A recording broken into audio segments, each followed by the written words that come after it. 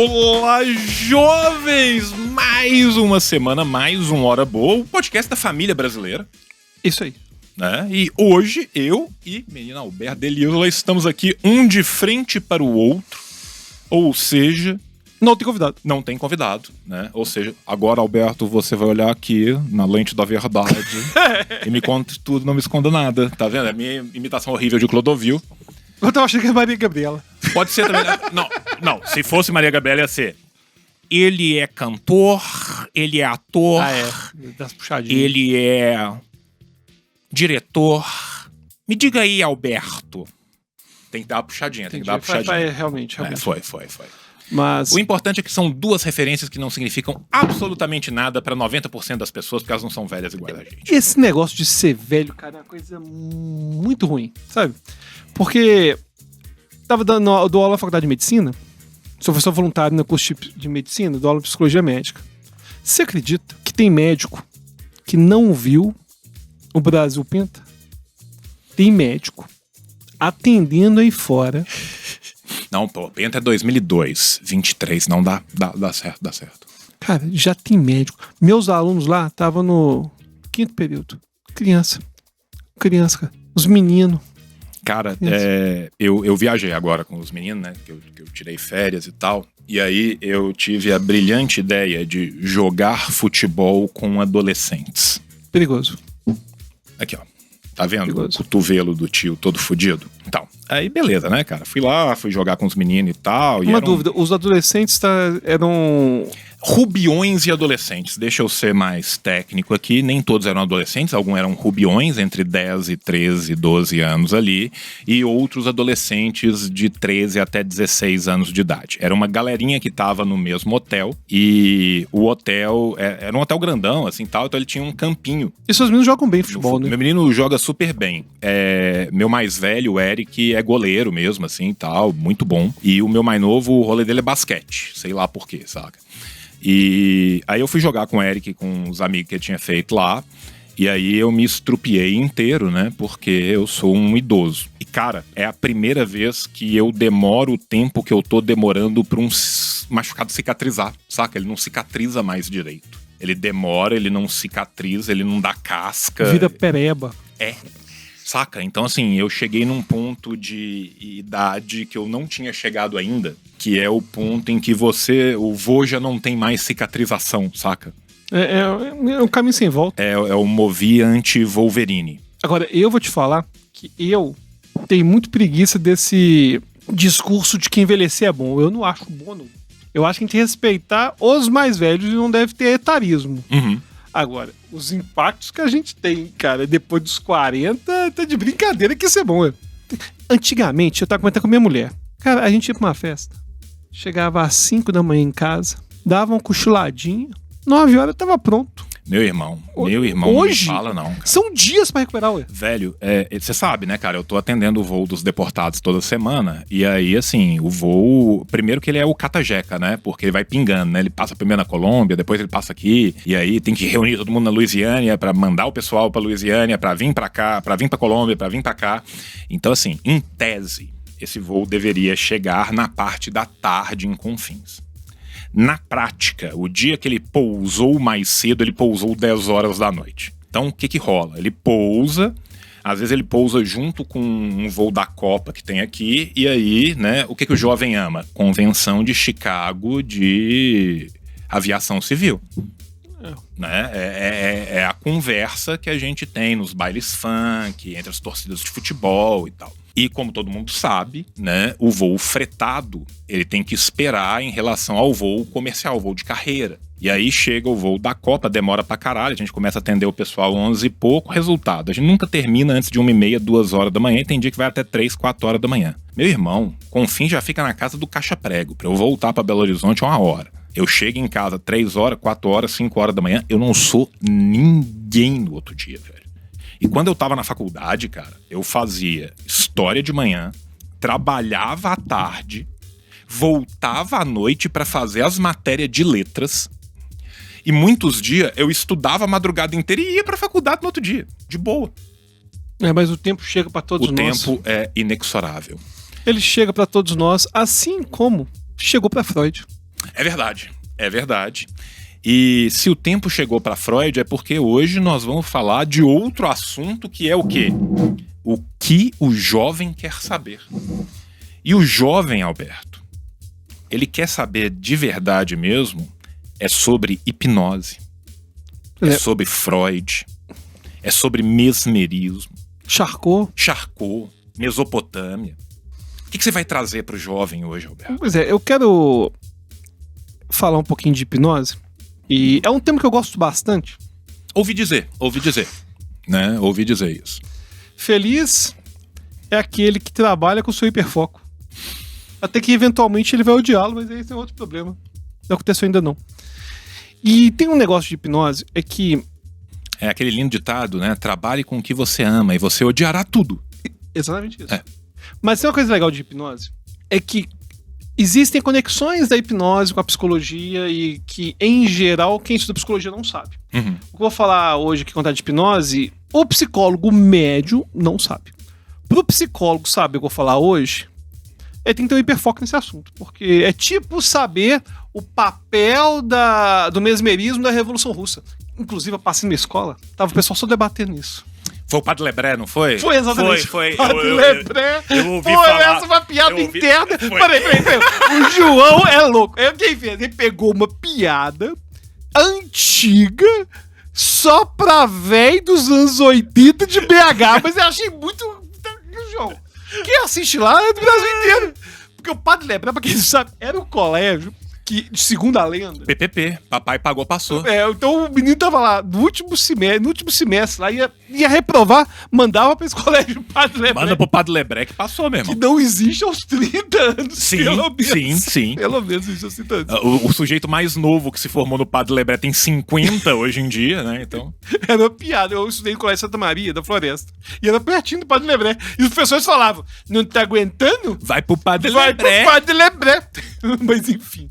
Agora que a gente já compartilhou a lenda do Colégio Padre Lebré aqui com uma audiência que não faz ideia do que é isso, comentar umas coisas sobre hipnose, porque, em geral, a ideia que as pessoas têm de hipnose é a ideia que vem do cinema. E não é tão errado a gente ter essa ideia no cinema, porque um dos primeiros best-sellers, aliás, eu acho que é o primeiro best-seller da história dos Estados Unidos, ou um dos primeiros, foi escrito no final do século XIX, chamava Trilby.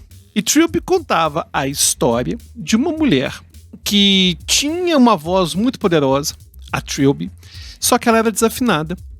E ela era altamente hipnotizável. E aí tinha um cara que na cultura americana, inclusive, é um nome que acabou caindo na cultura popular, que é o Svengali. Ah, já ouvi muito. O Svengali era um grande pianista e hipnotista. E aí ele hipnotizava a Trilby. E ao hipnotizá-la, ela cantava de uma forma muito poderosa. Então, vira e mexe, eu como professor de hipnose, surge algum filme, por exemplo, Corra, eu tenho gosto de Corra. Tem uma hipnose meio mágica no filme Corra. Aliás, achei um bom filme, Corra. E, Alberto, você viu a hipnose de mentira no filme Corra? Cara, quando tem filme de super-homem, você manda mensagem pro engenheiro? Acho que não. Homens não voam também, certo? Então, a ficção, pra mim, tem direito de, enfim, de fazer aquilo que ela acha interessante em relação ao tema. Agora, o ponto é que, culturalmente, essa ideia do Svengali existe na nossa cultura há muito tempo. Então, o Svengali, ele dominava a mente da Trilby. Inclusive, dando um spoiler, não sei se eu posso dar spoiler de um livro do final do século XIX, cujo filme saiu nos anos 20, uma versão preto e branco dos anos 20. Mas vou dar spoiler. No final, inclusive, o Svengali morre e a Trilby tá cantando, ela morre ao mesmo tempo. Porque desde a época do mesmerismo, tinha essa ideia de uma conexão energética entre o magnetizador e o hipnotizado.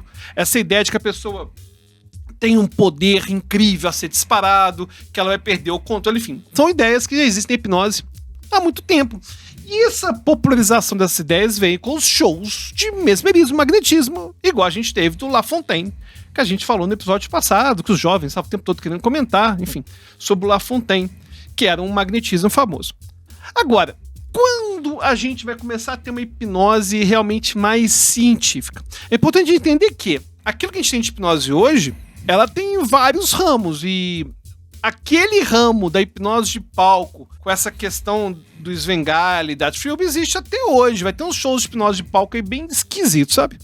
Mas, em geral, a história da hipnose séria vai começar com Charcot e Bernheim e Libot. Bernheim e Libot comentamos já no episódio passado. Posso? Por favor. O jovem, ele tem múltiplos interesses, Imagino que sim. né? Um dos grandes interesses dos Eu fiquei jovens... curioso pra saber qual que é esse grande interesse que vai trazer agora. Um dos grandes interesses dos jovens é os princípios médicos da hipnose de catarse nos Asclepions. Você não concorda? Pô, essa dos Asclepions... A hipnose de catarse, na verdade, ela surge com Charcot. E ela vai ter origem no mesmerismo e vai envolver as convulsões mesméricas. Agora, esse nicho específico, eu desconheço. É porque, assim, o tio gosta de antiguidade, né? O tio gosta de antiguidade clássica. Asclépio, também conhecido pelos romanos como Esculápio, né? É o deus médico, né? O deus da medicina. Os Asclepions, em português, né? As Asclepeia, em grego, eram templos dedicados a Asclépio, aonde existiam curas que eram rituais. Essas curas rituais, elas eram em longa duração. Não era um negócio que o cara ia pra lá e no mesmo dia ele fazia, não. Ele ia pra essa Asclepeia, e lá ele ficava internado durante um tempo, e ele passava por 3 momentos diferentes nesse ritual, que começava com aquilo que eles chamavam de catarsis, que era basicamente a anamnese. Então, o cara que estava lá, o sacerdote desse templo, ou a sacerdotisa do templo, começava a trocar uma ideia com o cara sobre a vida dele. Né? Não é à toa que o termo anamnese vem do grego. Os gregos, de fato, faziam anamnese. O segundo momento que ele tinha, que era em koimenses, se eu não me engano, que é um momento de expurgo, é o momento que ele, a partir disso, ia começar a repensar. Por quê? Porque essa anamnese era uma anamnese participativa. A partir do momento que ele falava dos problemas dele, o que estava acontecendo, aquele sacerdote, que era um sacerdote de Asclépio, ou seja, era o mais próximo que a gente tinha do médico moderno ali naquela região, ele começava a pensar com ele coisas que poderiam estar levando ele até esse momento. E aí ele tinha esse momento de retrojeção depois, essa encoimesis aí. E ele tinha um terceiro momento, que era o momento da cura, que é o sono curativo. E esse sono curativo, de acordo com o que é descrito, ele é basicamente esse estado de vigília que você adquire no primeiro momento de hipnose. Quando você fala lá, aqueles 15% que são mais hipnotizáveis. E quando a gente falou no episódio de mesmerismo, que todo mundo já viu, se você não viu, volte agora, pause tudo que a gente tá fazendo e vá pro episódio de mesmerismo. A gente tá falando disso lá também. E esse seria um dos primeiros momentos que a gente teria registrado de técnicas de hipnose. Por quê? Porque esses sacerdotes levavam essas pessoas a esse estado de sono acordado, que era o estado de sono curativo, que era basicamente a ideia de que a pessoa tirou lá do inconsciente dela o que estava incomodando ela durante o período da anamnese. O sacerdote fez ela questionar aquilo com o resto da vida dela, e agora ela teria esse purge, teria esse momento de purgação nesse sono curativo. Né? Então, assim, na antiguidade ocidental é o que a gente tem, e o resto que a gente tem é basicamente de rito xamânico, que tem muito rito xamânico no mundo inteiro, que é muito ligado àquilo que vai ser novamente desenvolvido a partir do século XVIII, depois de XIX e XX, como hipnose. Sim, então eu só queria aproveitar o pouco que eu sei, que a única coisa que eu sei que eu vou falar aqui, então, que o resto eu sei que sabe. Não, tem outra coisa extra que o Egito, ele há milhares de anos já tinha esses templos templos do sono, e o templo era sono do mesmo jeito. E muito se fala que, por Mesmer ser maçom, Hermes Trismegisto, o hermetismo, todo o ocultismo, e a gente vai lembrar que a maçonaria no século XVIII, né? O Hermes está ali vivendo no comecinho do século XIX, mas principalmente durante o século XVIII todo. A maçonaria, ela era muito mais mística e ocultista nessa época do que é hoje. Hoje em dia virou muito mais uma questão social, você vira maçom pra poder ter rede social de desconto, de tal, de não sei o quê. A galera era muito mais iniciática. E esses ritos iniciáticos eram ritos baseados muitas vezes nos escritos, ou nos supostos escritos de Hermes Trismegisto, que chegam ao Ocidente por via pitagórica. Pitágoras também estudava muito esses estudos. Não, e aí, há milhares de anos já tinha esses... Tem o papiro Ebers. Chega a citar já templos em que tinham essa questão do sono, envolvendo estímulo sensorial, música, loções. Inclusive, é muito comum em algumas comunidades xamânicas o uso de certos cheiros para acessar esses estados diferentes. Sabe? Então foi por isso que você me deu o Dramin e falou, tira a roupa e dorme. Pô, tá vendo? Tá, foi. Tudo. E aí, o que vai acontecer? Interessante vai ser o seguinte. É que, na verdade, a gente vai ter várias linhas da hipnose andando paralelo. A gente vai ter, por exemplo, até hoje, gente falando no show de hipnose de palco, por exemplo, mostrar um fenômeno que é mágica e que não é hipnose propriamente dita.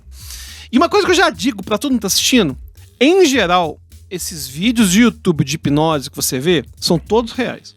Por quê? É uma matemática muito simples. 15% vai entrar muito profundamente. É muito mais fácil eu ir pra uma praça, pra rua, hipnotizar 10 pessoas e ter 2 vídeos bons, do que eu ficar contratando ator pra chamar alguém, pra poder comer, porque a hipnose é muito fácil.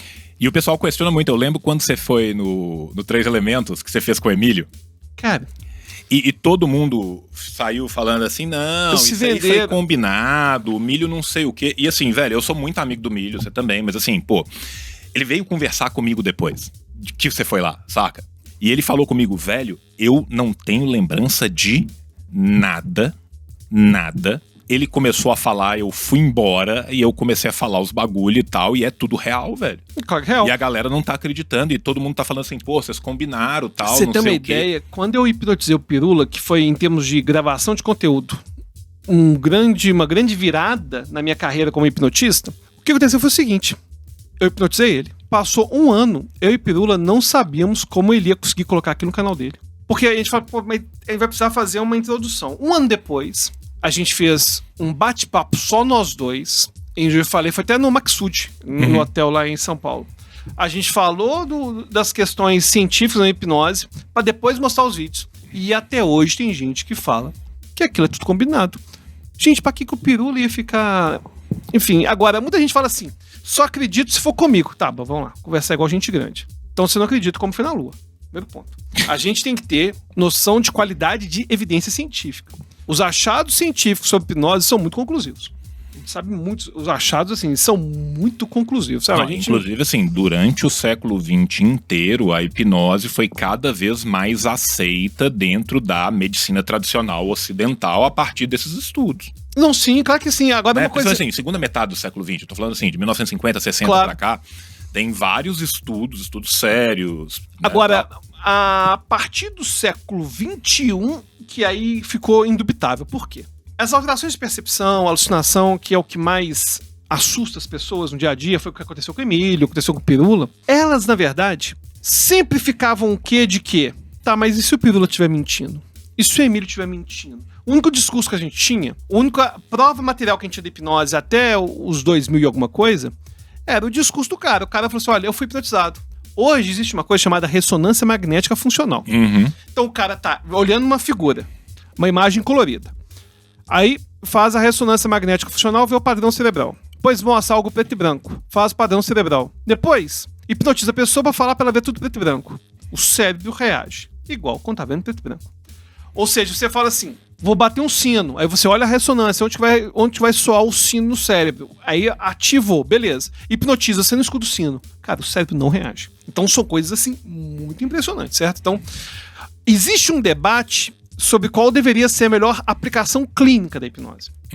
O debate sobre controle de dor ele já não existe, é uma coisa bem pacificada. Agora, em relação à psicoterapia, enfim, é algo a ser debatido e eu vou trazer um pouco disso. Mas o fato é que, se você quer estudar hipnose... Como é que você faz, Alberto? Vou fazer o seguinte, vamos criar um preço especial. Pô, aí sim, hein? Aí sim, hein?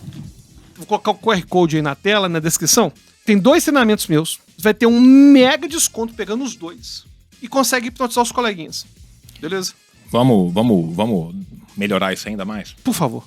Vai ter um mega desconto pra todo mundo, porque a gente é muito justo, a gente é muito legal. Mas pros membros do canal, esse desconto é um pouquinho maior.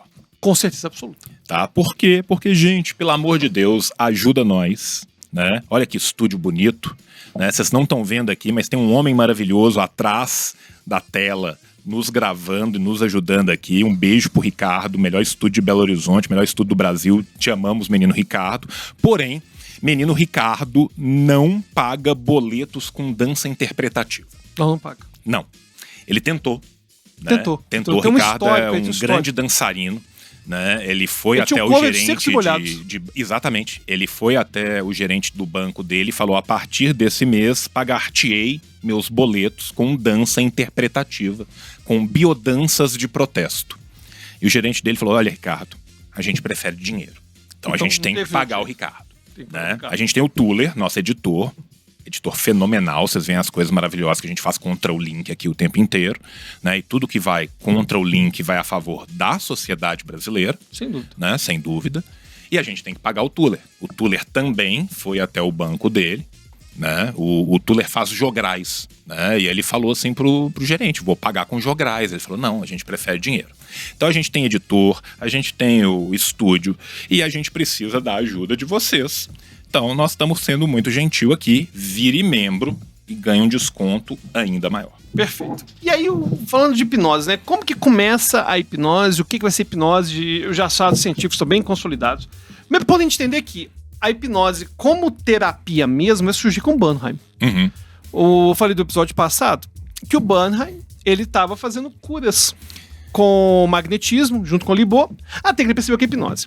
Só que a nossa história... Você quer perguntar alguma coisa? Que eu quero te atrapalhar 2 segundos, cara, porque você tocou num outro ponto que é maravilhoso. Porque eu passei ali na Amazonas, no Leon Renault, né, pra escutar o que o jovem tava discutindo, né? E eu ouvi de longe: Escola de Nancy, do outro lado da quadra de futebol lá do Leon Renault.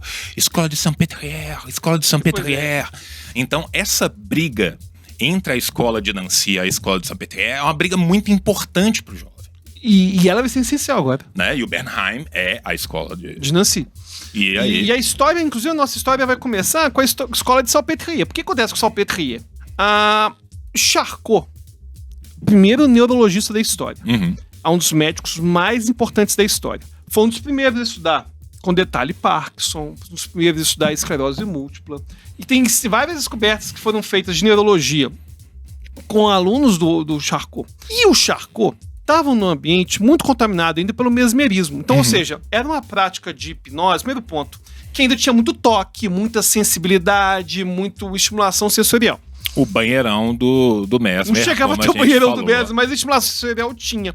Inclusive, tem uma foto muito interessante que o Tuller vai colocar aí na tela, que é uma das pinturas mais famosas da hipnose, que mostra Charcot hipnotizando uma mulher. E essa foto, ela é interessante porque várias biografias da época apontam que Charcot era um péssimo hipnotista. Ele só hipnotizava as mesmas histéricas, e essa mulher que aparece é sempre a mesma. Aí tem uma foto do Charcot na pintura, ele hipnotizando, mas o fato é que o Charcot, ele tava bombando e em popularidade na medicina, só que ele estava trabalhando com um tema chamado histeria. E ele foi um dos primeiros a falar, por exemplo, que a histeria podia acontecer com homem, podia acontecer com mulher, mostrando questões envolvendo histeria.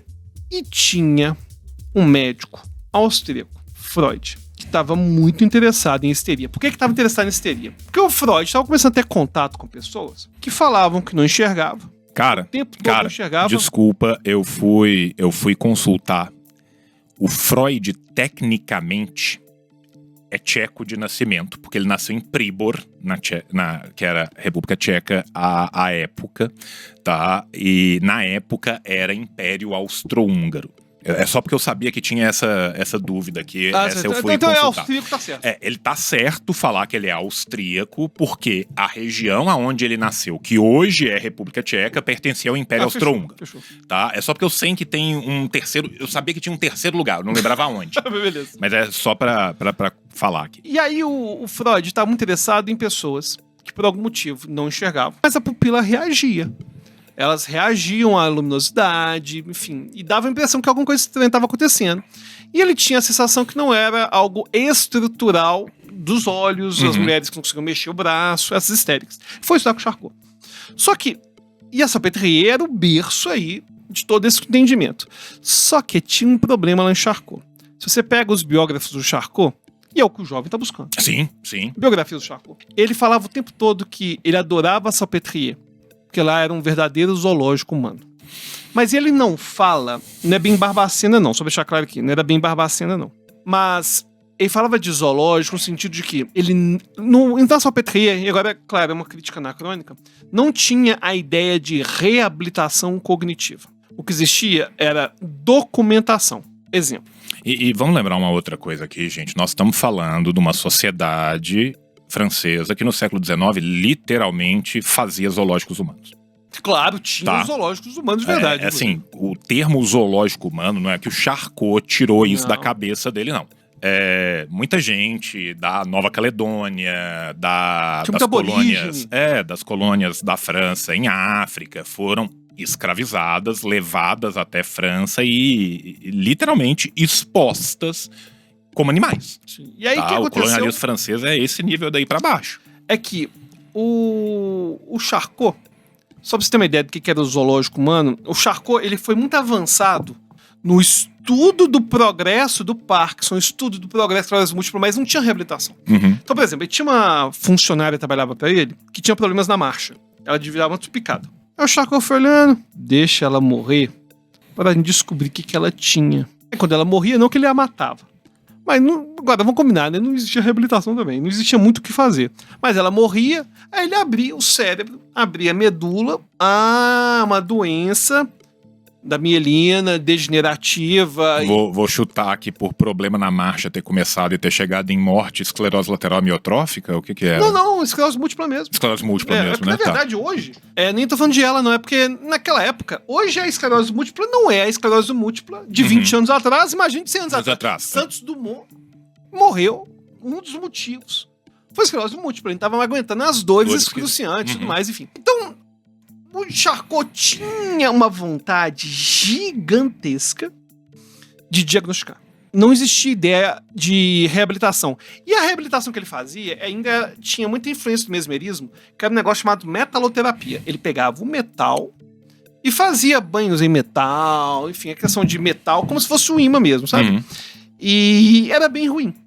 E Freud foi lá estudar. E Freud viu aquele negócio... Bem Padre Hell das ideias, assim, né? Bem Padre Hell. E aí, o Freud estava lá. E Freud recebeu um livro. Freud achou um livro em francês. Que eu tenho 4 cópias do original. Caralho. Do século XIX. Chamado De la Suggestion. Sobre a sugestão. De Bornheim. E lá, pela primeira vez, estava escrito: a palavra cura. Tô arrepio aqui. Palavra cura. Cara, o Freud ficou louco. Onde que tá esse cara? Eu quero conhecer esse Bornheim. Pau no cu do Charcot. Se você buscar aí. Ou seja, o pessoal que tava lá no Leon Renault, do lado da quadra, gritando École de Nancy, venceu. Nesse momento, e eu venceu. Vou te falar que é tão... E pior que é muito absurdo, sabe por quê? Porque quem estuda a história da hipnose vê que o Charcot estava errado. E Charcot foi um dos médicos mais importantes da história. Mas nesse recorte estava errado. O que é que eu faço? Nesse recorte estava errado. E aí o Freud foi estudar com Bornheim. E foi aí que surgiu o primeiro terapeuta formal que a gente vai ter, que vai ser o Bornheim. Ele, junto com o Libot, ele tinha chamado método sugestivo. O que ele fazia? Ele hipnotizava a pessoa e dava uma sugestão pro sintoma sumir. Então, por exemplo, a mulher ela não mexia o braço, hipnotizava, e agora vai voltar a mexer o braço. Tem um filmaço, não sei se você já assistiu, mas que todo mundo que estuda psicologia já assistiu. Tem 2 filmes que todo psicólogo já viu. Um é Laranja Mecânica. Ok. E o segundo é esse, que é Freud Além da Alma. Cara, eu nunca vi o Freud Além da Alma. Já me falaram dele, eu nunca vi. Mas é um filme tão bom porque mostra exatamente o que eu estou te falando. Mostra que o Freud começou a aplicar o método sugestivo. Uhum. Só que a história é um pouquinho mais pra frente, mas enfim, mostra uma coisa interessante. Que o sintoma voltava. Então a pessoa tava com o braço sem mexer, era hipnotizada, mexia, saía do estado de hipnose e voltava. Não, mas às vezes nem era na hora, às vezes era no dia seguinte. Depois, e às vezes o sintoma deslocava, ou seja, não era o braço. Ela começava a ficar gaga. Entendi. Ela despertava um outro sintoma. E é curioso que isso tem muito a ver com um paradigma central da psicanálise freudiana. Eu não sou psicanalista, mas você é um behaviorista falando do paradigma freudiano de psicanálise, que é a ideia da memória reprimida e a ideia de inconsciente. E uma coisa seguinte do inconsciente é que o inconsciente Freud, ele não é o inconsciente hoje da psicologia cognitiva. Como behaviorista, você diria que o Freud fez tudo porque ele cheirava pra caralho, casou tarde e sonhava em casar com a própria mãe, né? É isso. Não, isso é exagero. Inclusive, não, eu tô brincando, eu tô enchendo seu saco aqui pra... Eu sempre defendo Freud. Eu defendo Freud porque eu tenho uma relação engraçada com Freud, é porque eu sempre fui rival intelectual do Freud. Só que aí as pessoas às vezes criticam Freud tanta coisa que às vezes não tem tanto a ver. Uhum. Por exemplo, uma crítica real pode ser feita ao Freud é o seguinte: ele tinha, na época do nazismo, ele fugiu. E ele tinha algumas vagas. Aí sobrou uma vaga. Ele tinha que escolher entre o cachorro dele e a irmã. O que você acha que ele escolheu? Eu tenho a mais absoluta certeza que foi o cachorro. Com certeza, a irmã ficou pra trás e morreu. Bom, é uma crítica que não é anacrônica, certo? Essa é uma boa crítica. Essa é uma boa crítica. Uma boa crítica. Agora, Freud estava estudando o inconsciente, e esse inconsciente do Freud, e que vai explicar sobre essa questão desse sintoma voltando, tem a ver com aquilo que a gente fala que é o modelo hidráulico. O que é o modelo hidráulico? É a ideia do The Purge. Eu tenho um encanamento, a água tá bombando, eu tampo, eu escondo. Se eu tô escondendo, aquilo vai explodir no sintoma. Então, se eu tô dando uma hipnose pra mascarar o sintoma, aquilo vai voltar de alguma forma. E aí, o sintoma estava voltando. Posso te fazer uma pergunta? Por favor. Assim, de curiosidade. Porque eu sei que o Freud, ele vai trabalhar com a hipnose durante um tempo e depois ele vai abandonar a hipnose. Completamente. Exatamente por isso. Porque Sim. tinha uma volta da sintomatologia. E foi a partir daí, inclusive, que ele vai começar a trabalhar mais com a ideia de sonhos também, de interpretação de sonhos e outras análises, que depois vai ser a parte que o Jung vai pegar e vai desenvolver mais além depois, né? Uhum. Foi, então, de fato, porque a hipnose não deu o poder curativo todo que ele queria, porque voltava de outros lados, assim. Tem alguns detalhes eu já tinha lido alguma coisa sobre isso, e eu tinha super essa dúvida, era um trem que eu queria conversar com você. E as críticas que os psicólogos têm à hipnose já me tem a ver com isso. Entendi. E eu vou explicar o que isso tem a ver. O que aconteceu foi o seguinte, aí o Freud, ele tava aplicando hipnose, o sintoma tá voltando, porque naquela época foi a única época da história que hipnose foi sinônimo de terapia. Foi a única. Por quê? Existia um arcabouço teórico, metodológico, que dizia o seguinte: você dá uma sugestão, o sintoma some. Uhum. E Freud percebeu que o sintoma voltava, e ainda teve uma outra investigação com a hipnose com um mestre chamado Breuer. Sim, o Breuer, inclusive, trabalhava junto com o Freud. Sim, no começo, ele foi o mentor dele, e aí... Joseph Breuer, se não me engano. E o Breuer, ele começou a fazer regressões. E o Freud Lindown tem isso também.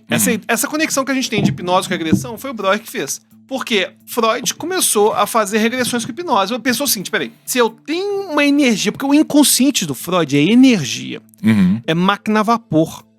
Pensa máquina a vapor, revolução industrial. Não, inclusive, assim, uma das críticas que o pessoal faz muito ao Freud é isso, né? O quão vitoriano é o pensamento do Freud e a terapia do Freud.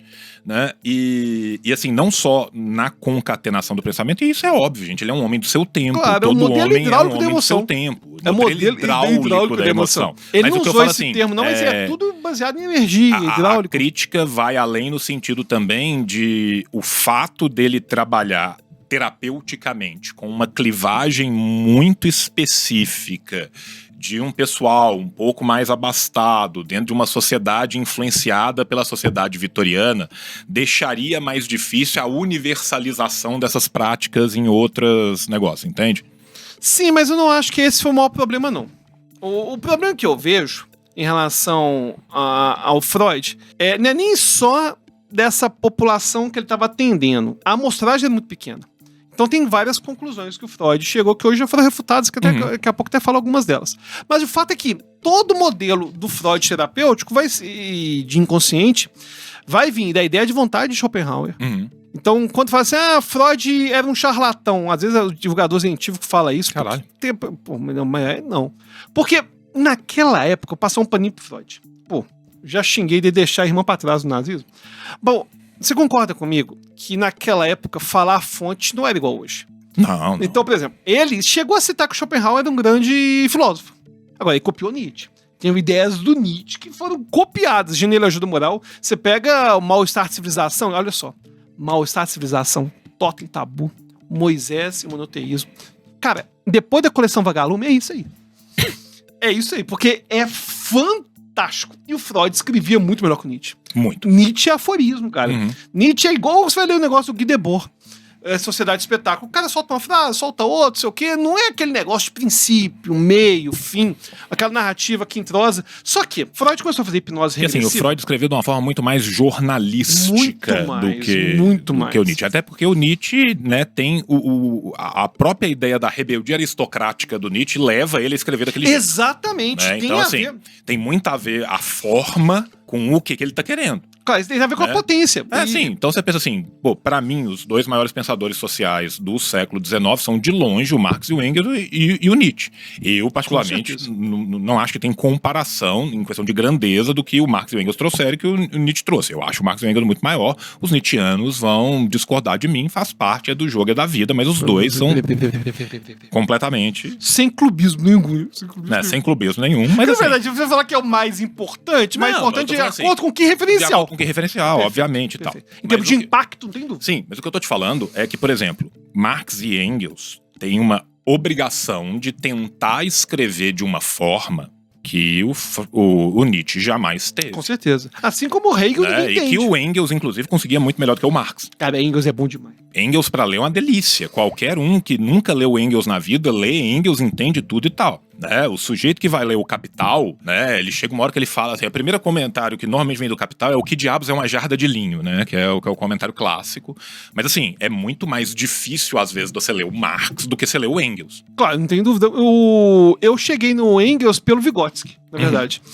Mas, de toda forma, essa questão de como escrever, querer ser entendido, e tem uma questão aí interessante também, que é o que me incomoda, inclusive, um pouco no Hegel, dá uma sensação de um... Que você nunca falou mal dele antes? Jamais. Dá uma sensação de uma torre de marfim. Sim. De um pedantismo. De um pedantismo pra não ser entendido, entendeu?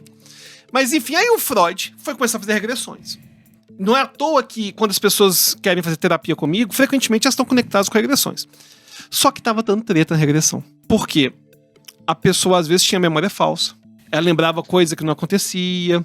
Às vezes, ela podia piorar o sintoma. E aí, Freud acaba deixando de lado a hipnose. Tá, mas...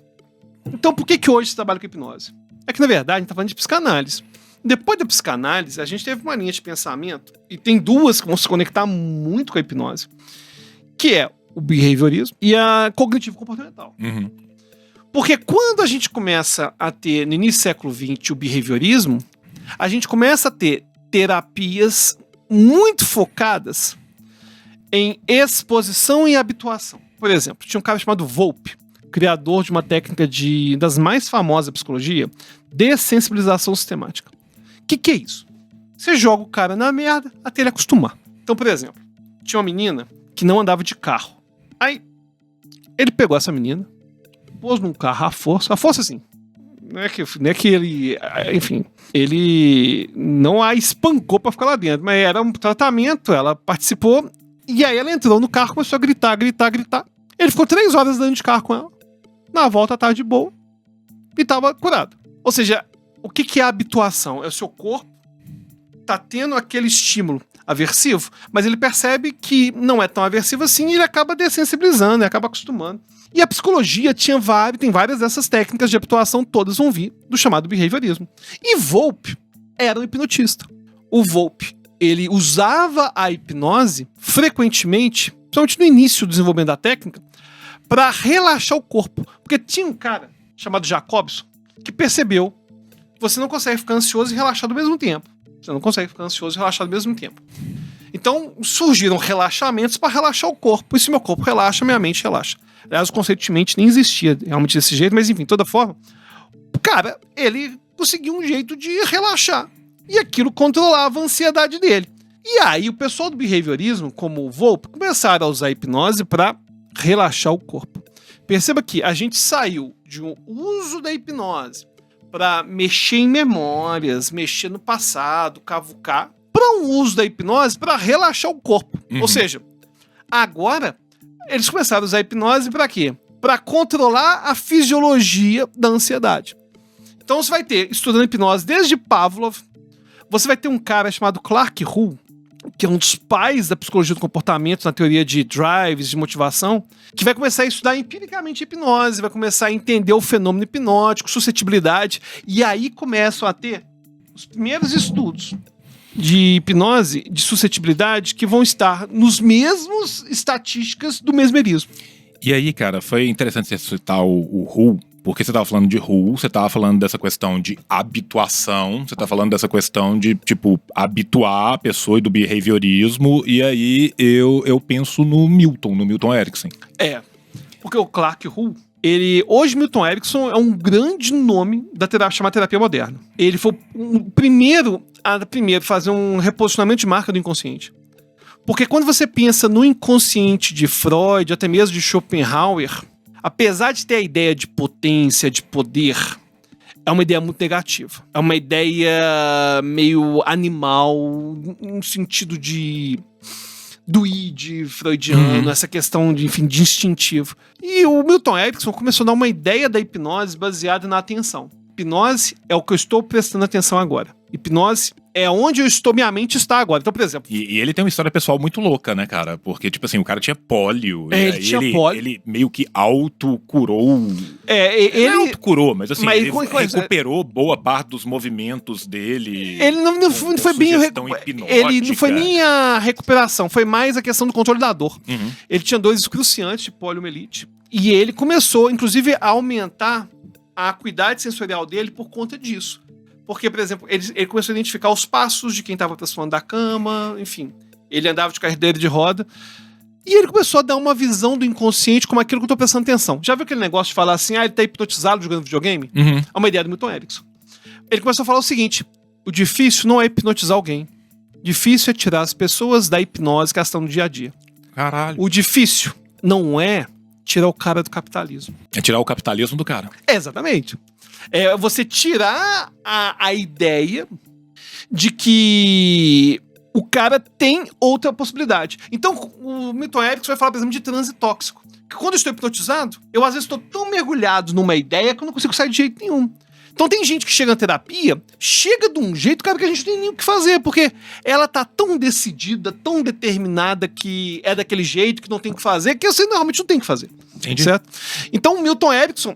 E por que eu tô falando de Milton Erickson? Porque o Clark Hull, que estava lá no início, no behaviorismo, ele foi orientador do Milton Erickson. Quem mostrou a hipnose pro Milton Erickson foi o Clark Hull. E aí a gente tem no Clark Hull toda essa linha da hipnose comportamental. Só que, nos anos 60, a gente teve a revolução cognitiva. O que foi essa revolução cognitiva? Começou a ter computador bom. Começou a ter computador do analógico para digital. E começou um monte de gente pensar na mente como software. Essa analogia da mente como software, como computador, isso aí, nos anos 60, vai ter essa revolução de computador e vai influenciar. Então, começaram a pensar o seguinte, peraí, eu não consigo ver o software, mas eu consigo identificar qual que é a informação que eu coloco, qual a informação que sai. Porque quando a gente fala terapia cognitivo-comportamental, o que a gente está falando? A gente está falando do elemento comportamental que é observado. Reforço, punição, análise funcional do comportamento. Mas a gente também está olhando elementos que o Skinner chamava de mentalistas, que ele achava absurdo existir.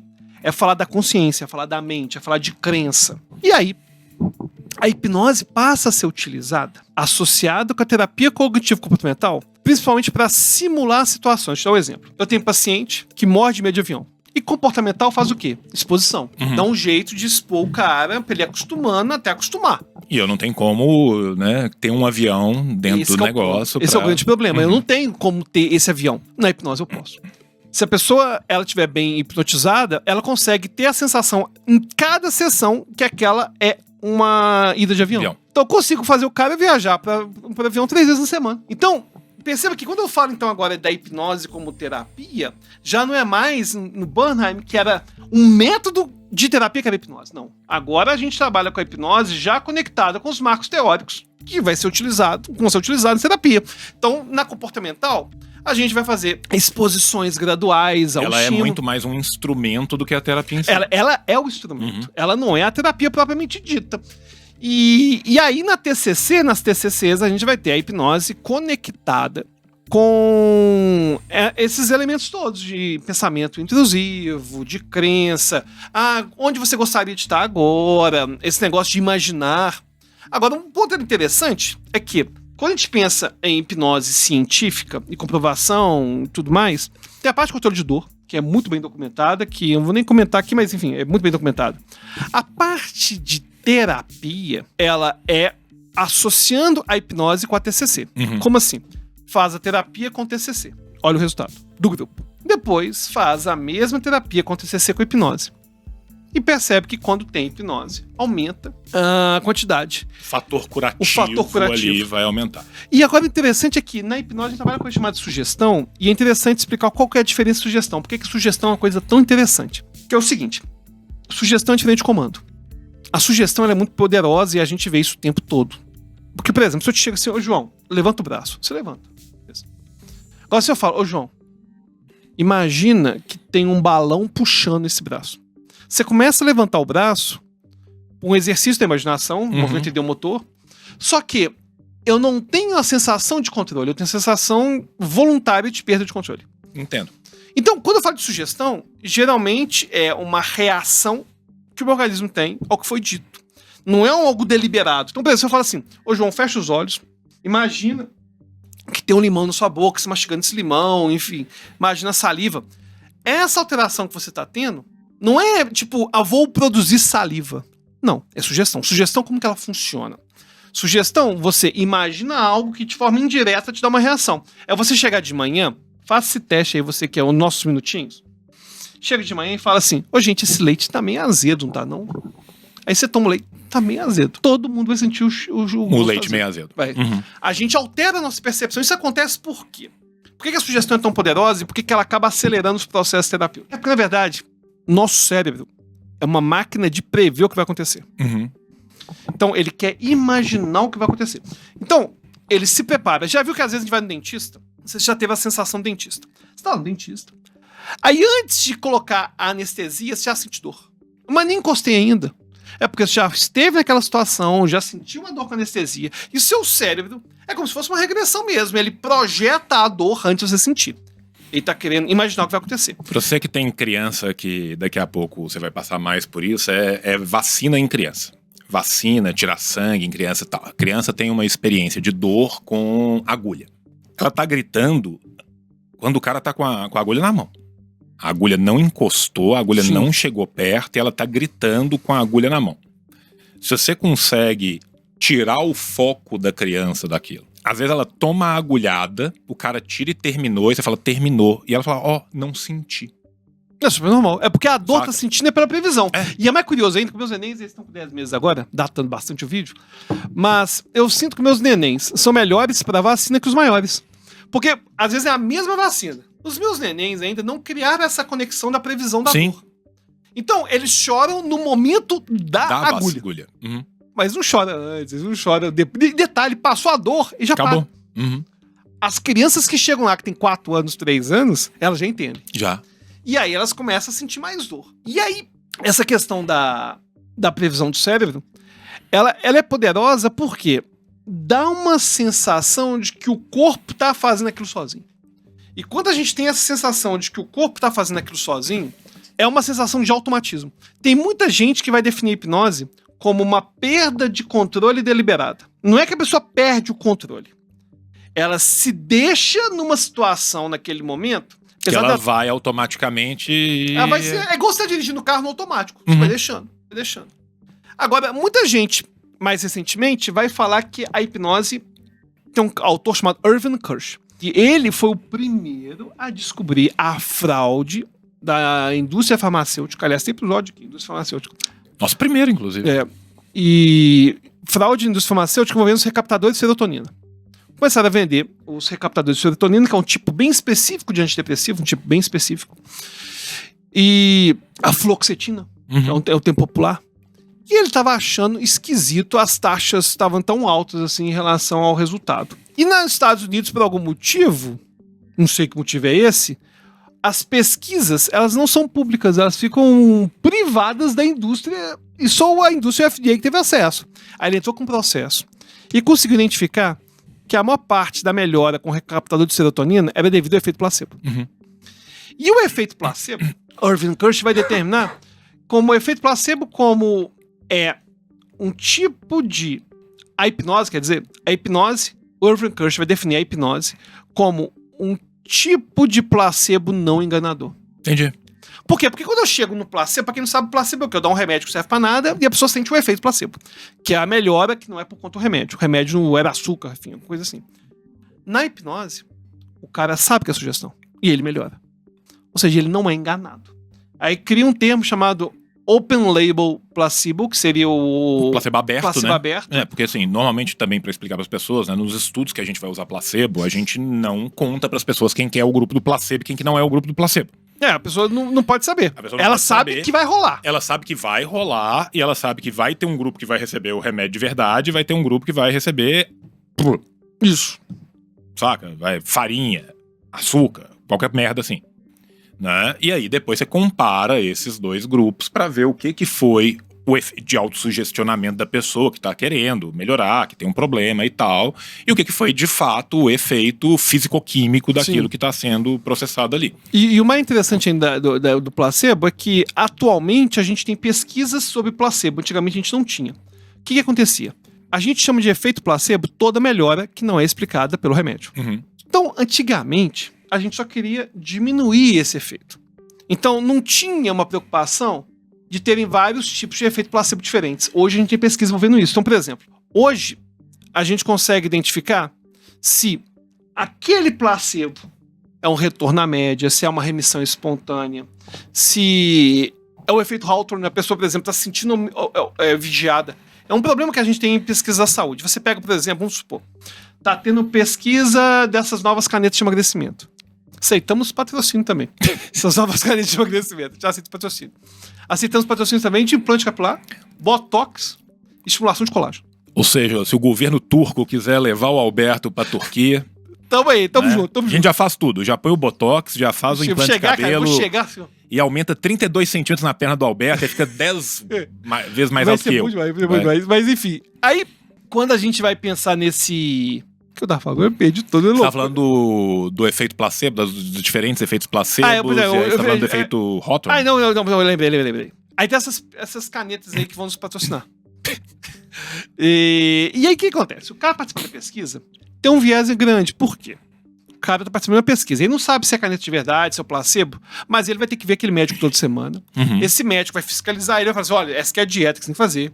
Esse que é o exercício físico que tem que fazer. O cara vira uma pessoa que não existe no dia a dia. Entendi. Porque tá sendo vigiado. Parte do efeito placebo é isso. A pessoa tá sendo vigiada, a gente já vai agir de uma forma diferente. Ela tem que prestar atenção, prestar esclarecimento. É diferente do Zequinha, que simplesmente foi na segunda-feira no Vigilantes do Peso, foi zoado pelo coleguinha e não quer ir mais. Não, o cara tá sendo vigiado. Aliás, o Vigilantes do Peso funciona bem, viu? Funciona bem. Não, isso aqui eu confirmo porque quando eu emagreci a primeira vez foi Vigilantes do Peso. Tem um senso de comunidade, não é proibitivo. Não, foi muito bom, Minha experiência foi ótima. Patrocine a gente! A gente tá aceitando. Eu acho que não tem nem mais Vigilantes do Peso no Brasil, tem isso ainda? Aí, acho que não. Weight Watchers. Você nos Estados Unidos aí, deve ter. A gente tá aceitando patrocínio também. E você que vende salgadinho Doritos contra tudo isso que a gente diz, aceita. Também, né? E McDonald's patrocina a gente também. Vem aqui da gente. Bom, aí no final das contas a hipnose também é vista como tipo de efeito placebo, porque a pessoa tá melhorando devido à sugestão de que aquilo vai melhorar. E aí a gente vai ter, na verdade, então, muitas evidências do fenômeno como existir. Espero que em breve a gente faça a nossa hipnose. Eu tenho que fazer. Agora, quem vai ver vai ser membro. Só membro que vai assistir. Pô, aí sim. Que é o certo, né? O certo é só membro assistir. E é um tema que causa muito fascínio. Agora, o mais interessante é que, desde o século XIX, tem uma coisa no livro do Bernheim que é bem intrigante, que é a seguinte. Bernheim fala, como que algo tão fácil de fazer não se populariza.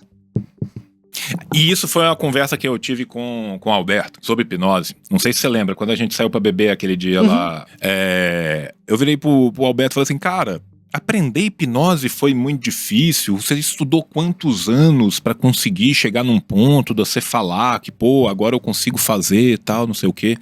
E o Alberto riu e falou assim, João, na moral, se você tiver 3 horas eu te ensino. Com certeza. Saca? E eu fiquei muito chocado com isso, cara. Eu vou te falar eu fiquei muito chocado, saca? Porque assim, eu sinceramente imaginei que, tipo assim, porra, que era um bagulho que tinha que ter muito complicado. Domínio e complicadíssimo e tal. Não. Eu vou te falar que o jeito que eu aprendi foi difícil, por quê? Porque eu não fiz curso. Eu aprendi com livro. E eu tinha que acreditar no livro. Então tinha uns Você teve que se auto-hipnotizar pra... porque o problema é o seguinte, que os melhores livros de como hipnotizar vão ser de leigo. Uhum. E tinha muita pseudociência misturada, então eu nunca sabia se aquilo que eu tava lendo e fazendo se ia dar bom, se não ia, se ia acontecer, enfim. Então, eu devo ter gastado pelo menos uma semana com o livro. Agora, pra ensinar, inclusive o pessoal comprar o curso aí, cara, rapidinho, você aprende a hipnotizar. Claro que se é com hipnoterapeuta, aí você vai pegar essa ferramenta e conectar conhecimentos de terapia. Outros 500, outro rolê. Agora, aprender a hipnotizar, aprender o básico de auto-hipnose, isso é muito mais simples. E o Banham teve essa dúvida no século XIX. E até hoje é a dúvida que eu tenho. Me dá a impressão que é um negócio tão impressionante que, em geral, as pessoas olham e pensam, esse negócio é combinado. É igual o pessoal do Emílio, cara, que viu o Emílio hipnotizado, o pessoal que viu o Pirula hipnotizado. Teve muita gente que chegou assim, nossa, que absurdo você se prestando a um negócio desse. E é um estado de alteração de percepção. Agora, o que a pessoa não comenta é que a gente tem esses fenômenos o tempo todo. Vou te dar um exemplo. Tem 2 neném em casa. Cara, eu alucino choro de neném o tempo inteiro, né? O tempo todo. Não, e outra coisa, cara, durante muitos anos, toda vez que você ouvir um choro, um barulho, você vai reagir como se fosse seu. Cara, semana passada, isso passa. E é muito louco, porque eu tava comentando isso com a Nayara agora que a gente tava de férias, a gente tava num café da manhã, tomando café da manhã no hotel, e aí teve um choro de bebê, a gente só comentou assim e tal, e ela falou, pô, é uma loucura, né? Porque hoje em dia, quando a gente ouve uma criança mais velha gritando mãe ou pai, nós dois olhamos assim ao mesmo tempo, mesmo sabendo que a voz não é das nossas crianças, porque você já tá tão condicionado àquilo que você vai. Estado de vigilância. Você tá no estado de vigilância. E choro de bebê não mais, porque nossos meninos cresceram. Não, esses dias, cara, eu tava com Valéria. Eu tava no restaurante aqui perto. Eu tava com os 2 neném. Os neném estavam quietinhos, dormindo. Um neném chorou, eu senti adrenalina. Eu falei, não, peraí, estou aqui. É outro neném. É outro pai, outro tamanho que vai cuidar desse neném. E a gente alucina o tempo todo. O cérebro gera essas previsões o tempo todo. A diferença é que, na hipnose, a gente consegue fazer isso num contexto determinado. Ó, vai acontecer agora. Mas a gente olhar pra mesa e não ver um livro, a gente deixar de ver alguma coisa, a gente esquecer o nome de alguém. A entrega o João. Pode ser uma pessoa que eu sei o nome, mas por algum motivo a memória tá obstruída. Então são fenômenos que não são tão impressionantes assim, não. O que torna impressionante é a velocidade com que eles acontecem e o fato de a gente conseguir mexer as variáveis para ele acontecer naquele momento. Não, e eu acho que, assim, a forma como também foi espetacularizado hipnose, pelo menos da nossa geração em diante. Claro. Saca? Mas Mas isso aí... Não, isso era espetacularizado desde sempre. Desde o século XIX já. Uma coisa é quantas pessoas tinham acesso a esse tipo de espetacularização no século XIX, e outra coisa é quando chega o cara na televisão, num meio de massa muito mais profuso. Claro. Né? Como a gente teve muito na televisão, era muito comum, televisão nos anos 80, 90 e tal. Você ter... O Fábio Puentes estava sempre nos programas. Saca? E aí, tipo assim, você vê o maluco mastigando a cebola igual se fosse uma maçã. Saca? E é real. Assim. O ponto é que o grande problema que eu vejo... E é um bagulho, cara, que é quase místico. Sim, mas qual é o problema? Esotérico e metafísico. Você fala assim, é quase que magia, sim. Saca? Não, mas é mesmo, é o mais perto da magia, isso mesmo. Agora, o ponto que eu acho que é o problema desses programas é o seguinte. Quando o cara tá mordendo a cebola, você pode ter certeza. Teve uma triagem, foi feita uma hipnose antes pra descobrir quem que entrava mais. Quem que era o mais suscetível, né? Essa pessoa foi hipnotizada várias vezes. Por exemplo, você pega o Emílio, eu hipnotizei ele no bastidores antes. Ou seja, a primeira vez que o Emílio foi hipnotizado, não foi no programa ao vivo. Aliás, foi até gravado no Reels. A primeira hipnose real que eu fiz no Emílio tá no Reels lá do 3 Elementos. Mas o ponto é que coloca de um jeito, porque o tempo da televisão é caro também. Então, Eles querem mostrar a parte impactante. Vão pegar os melhores momentos das melhores pessoas. E é claro que vai ser impressionante. Mas, em geral, as pessoas têm conclusões erradas. Agora eu vou te falar, é uma faca de dois gumes. Sabe por quê? Porque o que faz a pessoa buscar a hipnose como terapia é isso. Ainda que eu tenha que conscientizar o que é hipnose de verdade, explicar que hipnose terapêutica não é igual hipnose de palco, o que causou fascínio nessa pessoa foi ver um show de hipnose de palco. Entendi. O que faz a pessoa pensar o seguinte, peraí. Se deu tão certo pra uma coisa tão absurda, vai me ajudar com o meu problema que é... então a pessoa pensa assim. Real. Então a pessoa pensa assim, pode ser que funcione. Eu vejo uma coisa que eu vejo fantástica de hipnose, e hipnose de palco acaba ajudando, traz de volta pra terapia, pra medicina, a magia. Porque quando a gente tinha, no século XIX, até mesmo na antiguidade, tinha a figura do xamã, do pajé, do líder religioso, a pessoa tinha a sensação de que algo fantástico ia acontecer. Hoje não existe mais o profissional de saúde. O cara vê o profissional de saúde da mesma forma que vê um mecânico. Não sei se eu tô querendo dizer. Não, sim, eu entendi o que você quer dizer. Não tem aquela conexão religiosa, mística. Cara, hoje vai ser o divisor de águas da minha vida. E é o motivo pelo qual treinamentos como legendários não fazem tanto sucesso. As pessoas querem ter isso. Agora, se vai ser isso dentro da igreja ou em cima da montanha com legendários, ou se vai ser um treinamento de vendas quebrando madeira, enfim. O fato é que as pessoas estão querendo ter uma experiência transcendental.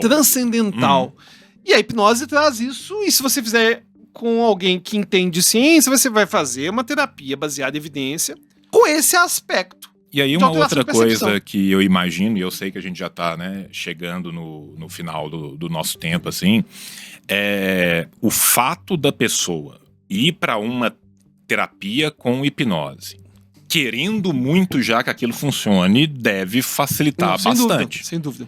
Né? Porque é uma dúvida aqui que eu tenho e às vezes é até difícil saber formular a frase para que ela faça sentido. Mas assim, existe algum tipo de estudo ou algo da sua prática como de muito tempo como hipnotista, aonde se a pessoa tá conscientemente tentando resistir àquele estado, é mais difícil?